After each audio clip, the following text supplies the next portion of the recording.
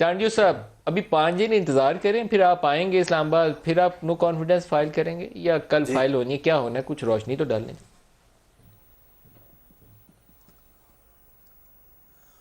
पहली बात तो ये है कि मैं हैरान भी होता हूँ हमारे मीडिया के बहुत सारे दोस्तों पर, जो बहुत सारी सूरत हाल का जायजा लेते हैं।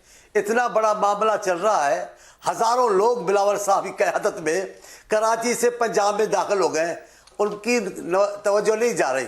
वो एक चंद 100 है या 150 है या 200 है या 1000 है, इतने से लोग हैं। वफाकी 2 वज़रा हैं, वो लेके सिंध में दाखिल हो गए, उनकी तस्वीरें शाया हो रही हैं, वो चंद हज़ार या चंद 100 के लोगों के साथ, और इतना बड़े हजारों लाखों का मजमा आ रहा है, उसका तस्करा नहीं कर रहे हैं। हमारी बातों में आज के मौजू में उसका ये बहुत बड़ा वाकया है।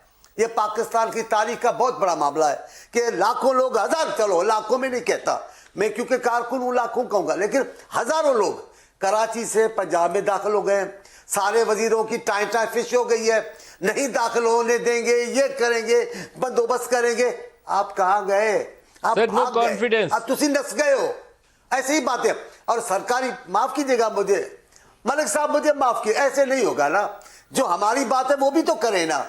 आपकी गैर जानिबदारी पे मुझे कभी शक नहीं हुआ, लेकिन हमारी बातें भी तो करें जो सिंध के लोग सुनना चाहते हैं। हम भी एक हिस्सा है पाकिस्तान का।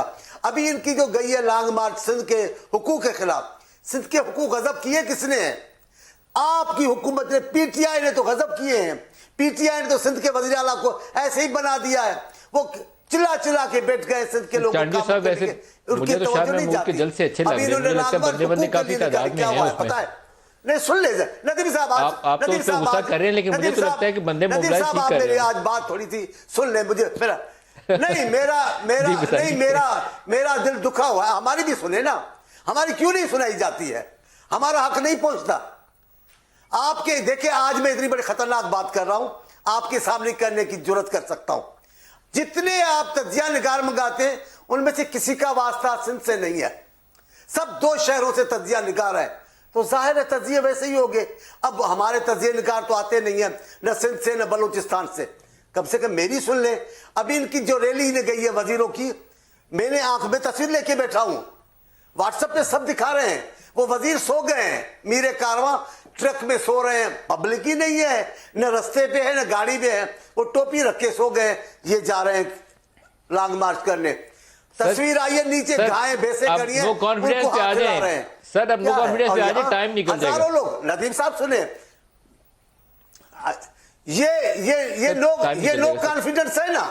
जब हजारों लोग रास्ते पे निकल कहते गो न्याजी गो, तो ये नहीं है नो कॉन्फिडेंस नहीं है, और क्या है? हाँ, अब आप रस्मन कहते हैं असेंबली वाली बात, क्योंकि मैं उस इजलास में नहीं हूं जिसमें नंबर्स की बात हो, जिसमें डेट की बात हो, तो मैं ऐसे नहीं कहता। लेकिन मैं ये कह रहा हूं, तमाम पार्टियां, मौलाना साहब, नून लीग, मेरे कायद, सब लोग कॉन्फ्रेंस की बात कर रहे हैं।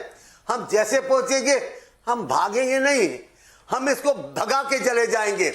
नो कॉन्फ्रेंस आ रही है, ठीक है। और कमल से भी इसका जवाब ले लें। कमल, आप भागने के लिए तैयार हैं जी? एतबार है, क्योंकि अपोजिशन का नंबर पूरे हैं। एक बात सुन ले, एक बात छोटी सी, ठीक है, मैं सर दोबारा आता हूं। कमल, छोटी सी बात सुन ले। आप बार बार पूछ रहे आप काफली का पूछ रहे हैं, उसका तो मैं बता दूं आपको। जी बता दें सर, बता दें। मैं कह रहा हूं, आप बार बार काफली का बात कर रहे हैं। अभी जो बात की है काफली के दोस्तों ने, आप करें, मैं चुप हो जाता हूं, कोई बात नहीं, आप करें।